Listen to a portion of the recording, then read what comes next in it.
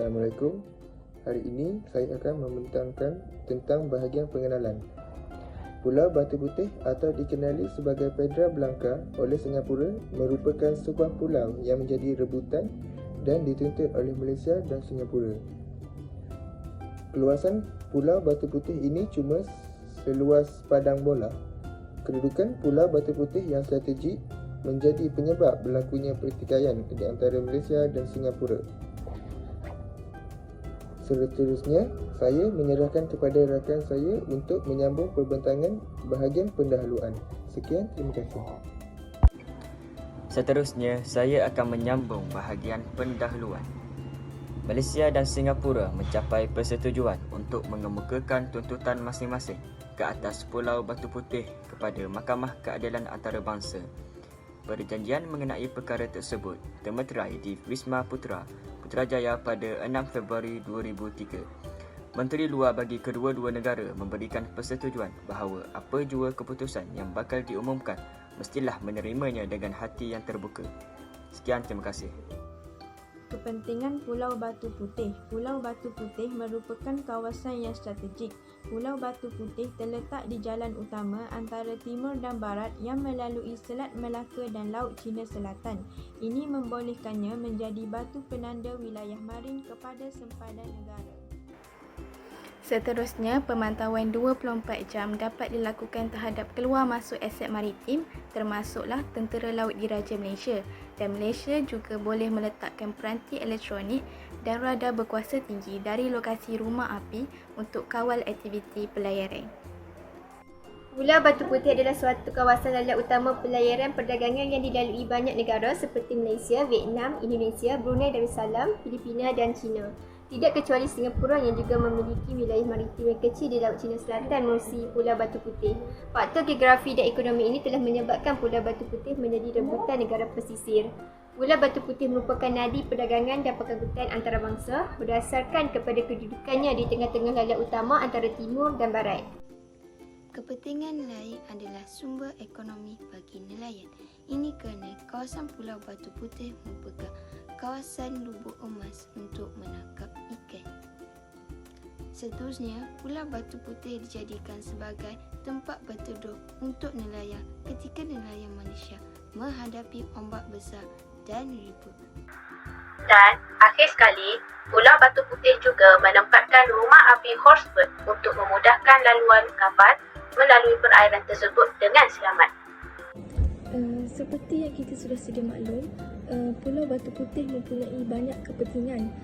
Selain yang dinyatakan oleh kawan-kawan saya yang lain, Pulau Batu Putih merupakan laluan utama untuk aktiviti ekonomi. Sebagai contohnya, untuk aktiviti pelayaran, aliran kapal kargo dan juga kapal tangki. Ia merupakan laluan utama bagi ketiga-tiga aktiviti ini di antara barat dan timur. Seterusnya, saya akan menerangkan tentang sebab-sebab berlakunya pertikaian sempadan Pulau Batu Putih ini. Yang pertama, pertikaian mengenai kedaulatan ke atas Pulau Batu Putih dipanggil Pedra Blanca bermula apabila Malaysia mengeluarkan satu peta pada 21 Disember 1979 yang menunjukkan pulau ini berada di dalam kawasan perairan Malaysia. Seterusnya, daripada pandangan sejarah, Pulau Batu Putih merupakan hak bagi kerajaan negeri Johor di mana kedudukan Pulau Batu Putih adalah lebih dekat dengan negara Malaysia berbanding dengan negara Singapura. Selain itu, negara Singapura pula terus beranggapan bahawa ia mempunyai hak sepenuhnya ke atas kedaulatan dan kuasa perundangan di Pulau Batu Putih berdasarkan dengan Perjanjian Inggeris-Belanda. Malah, ia juga berdasarkan fakta bahawa Syarikat Hindia Timur Inggeris yang telah membina rumah api dan menyelenggarakannya sejak pada tahun 1851 dan kemudian menyerahkannya kepada pengurusan kepada negara Singapura. Saya akan membentangkan antara sebab berlakunya pertikaian di Pulau Batu Putih. Yang pertama, sebab berlakunya pertikaian di Pulau Batu Putih adalah disebabkan oleh daerah nulis. Daerah nulis merupakan tempat yang tidak dituntut oleh negara yang berdaulat yang disahkan oleh Kuarter Barat. Hal ini menyebabkan Singapura menyatakan bahawa kawasan tersebut tidak berhubungi oleh institusi apapun. Namun, Malaysia mendakwa bahawa pulau itu menjadi tempat perlindungan untuk nelayan daripada ribut kencang dan ancaman laut serta menjadi tempat penangkapan ikan bagi orang laut di Pengalang dan Teluk Ramunia, Johor. Keluasan yang terhad menyebabkan Malaysia sukar untuk menjalankan aktiviti bagi menyaingi aktiviti di Singapura. Terdapat kesan positif pertikaian antara Singapura dan Malaysia mengenai Pulau Batu Putih.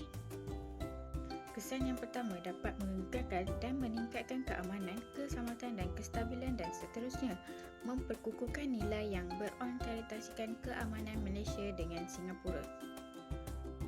Iaitu masalah pertikaian di Malaysia diselesaikan mengikut Undang-Undang Malaysia dan Singapura. Walaupun tewas, Malaysia dan Singapura tetap mempunyai hubungan yang baik. Masalah ini diselesaikan untuk mengelakkan daripada pertikaian akan berulang dan elakkan daripada terus bermusuh. Seterusnya, kesan Pulau Batu Putih adalah hubungan diplomatik. Walaupun Singapura memenangi hak pemilikan Pulau Batu Putih, namun hubungan diplomatik antara Malaysia dan Singapura masih lagi terjalin dengan erat, walaupun kadang-kala ada berlaku sedikit perselisihan. Perdana Menteri serta Menteri Luar Malaysia cuba mengingatkan rakyat untuk menerima apa jua keputusan yang dikeluarkan oleh Mahkamah Keadilan Antarabangsa (ICJ). Pihak kerajaan cuba untuk meyakinkan rakyat supaya menerima keputusan penghakiman ini dengan alasan sebarang keputusan yang diputuskan oleh ICJ tidak boleh dirayu lagi. Lain perebutan Pulau Batu Putih ialah reaksi Kerajaan Malaysia. Kerajaan Malaysia telah menganggap keputusan Mahkamah Keadilan Antarabangsa seimbang dan memihak kepada Malaysia. Walau bagaimanapun, perlindungan lanjut akan diteruskan kerana kedua-dua negara mempunyai hak dan kedaulatan untuk terus beroperasi pada kedua kawasan yang berdekatan. Ketika merasmikan pembukaan persidangan Dewan Undangan Negeri Johor pada 19 Jun 2008, Sultan Johor telah menegaskan bahawa Pulau Batu Putih bukan hak milik Singapura, sebaliknya hak milik Johor.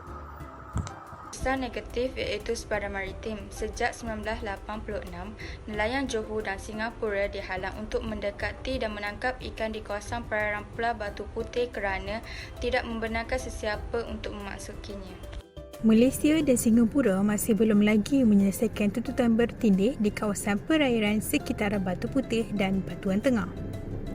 Situasi ini tidak sama bagi Batu Putih dan Batuan Tengah, berdasarkan fakta bahawa batas maritim di antara Malaysia dan Singapura di kawasan ini belum lagi ditetapkan. Terakhir sekali, kesimpulannya, keadaan ini telah menunjukkan kelemahan dan kesilapan Malaysia sejak awal yang tidak menggunakan fakta sejarah sebagai panduan dalam mempertahankan wilayah negara. Hal ini berpunca daripada kurangnya penguatkuasaan oleh pihak berwajib disebabkan hujah yang lemah di ICJ. Keputusan ICJ itu juga memberi impak besar kepada persepadanan antarabangsa Malaysia yang semakin mengecil apabila kedaulatan Pulau Batu Putih yang terletak 7.7 batu nautika dari pantai Tanjung Penyusuh di Johor Bahru menjadi milik Singapura. Ini telah memberi kesan kepada industri maritim Malaysia termasuk para nelayan Johor. Terima kasih.